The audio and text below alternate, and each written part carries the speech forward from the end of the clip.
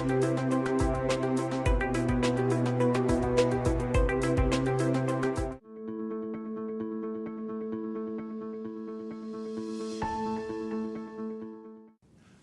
4 in our change process is thank people for giving us input. Thank people for giving us input and avoid punishing the messenger. Thank. Sounds simple, not so easy.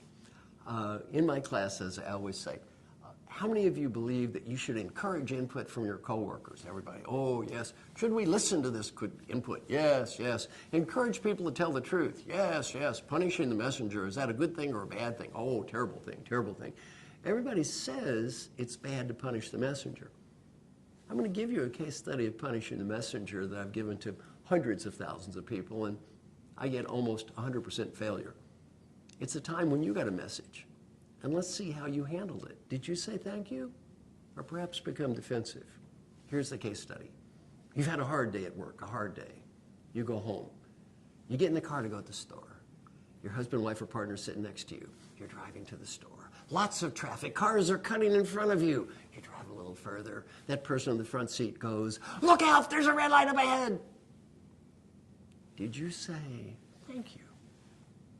Or perhaps something that sounded a little more like, "What do you mean there's a red light ahead? Don't you think I can see? I know how to drive this car. Why don't you be quiet and let me drive?" How many of us have ever chosen plan B before? Well, almost all of us. Now, why are we yelling at that person in the front seat? I've asked thousands of people that question and come up with a lot of excuses. I was frustrated. I was upset. They said it in a bad tone. Almost every excuse, who do we blame? The other person. Why are we really yelling at that person in the front seat? 2 words, ego and pride. Too much ego and too much pride. And by the way, do you pay the price later for that prideful and egotistical outburst? Yes or no? A happy price or a sad price? Is that a smart outburst or perhaps a stupid outburst?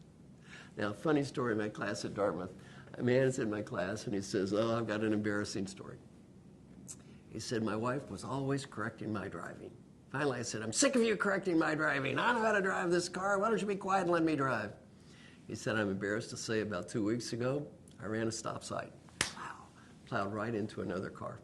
It was totally my fault. My first reaction, I looked at my wife and I said, 'Why didn't you say anything?'" Well, learn when people give you input just to shut up and say thank you. Now I'm going to give you 2 examples of asking for input, a very negative example and a positive example. First, the negative example. There's a fantastic book called The Checklist Manifesto, written by Dr. Atul Gawande at Harvard Medical School. Now, Dr. Gawande's research is very compelling. If a doctor goes in for a surgery and the nurse asks the doctor a series of very simple questions from a checklist before the surgery, the odds on unneeded infection plummet, and the death rate because of unnecessary infection is cut dramatically. The huge majority of hospitals around the world do not allow the nurse to ask the doctor the questions. What's one of the questions? Did you wash your hands? Why? Ego. According to Dr. Gawande, thousands of people have died because of the egos of surgeons. Ego. Now that's a negative case study. Now, a positive case study. Every year I train the admirals in our fine United States Navy. Now, I don't charge them any money because their billing bureaucracy is so big and so painful. I said, "Look, we'll both make more money if you pay me nothing, so don't pay me." They don't give me money. They give me treats. A few years ago, my treat, day in a nuclear submarine. Me and 8 other old men got to stand at the top of the submarine, going out in the waters, down under the waters for 8 hours, pretending to torpedo things. Wow, we had a big old time. What was my treat a couple of years ago? I went to the danger zone. Have you seen that movie, Top Gun? I got to fly 95 minutes on a United States Navy Top Gun fighter jet. 6 Gs, G suit, flying upside down, doing tricks. Got to fly the plane myself for about 10 minutes, and I'm proud to say I did not throw up. Now, before I took off, I noticed this kid is asking my host, Admiral Mark Guadagnini, head of Naval Aviation Training at the time, a series of simple questions from a checklist. These weren't tricky questions. Well, his first question, how much fuel do you have? And I said, "Sir, this is puzzling. The doctor doesn't like the nurse asking the question because their ego's too big. Now, I said, no offense, sir, nobody in the world's got a bigger ego. The United States Navy, Top Gun fighter jet pilot who becomes an admiral. You're going to have the biggest ego in the world. Yet you don't care this kid asks you the question. I said, sir, what's the difference? He said, Marshall, there's a huge difference. You see, that operation crashes, you die. That plane crashes, I die. He said, you put a gun to the doctor's head and said, you know, sir, that patient dies of an unneeded infection. I'm going to blow your brains out.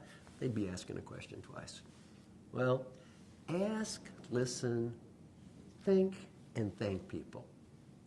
And always remember, don't punish the messenger. Don't punish those people who are trying to help us and tell us the truth.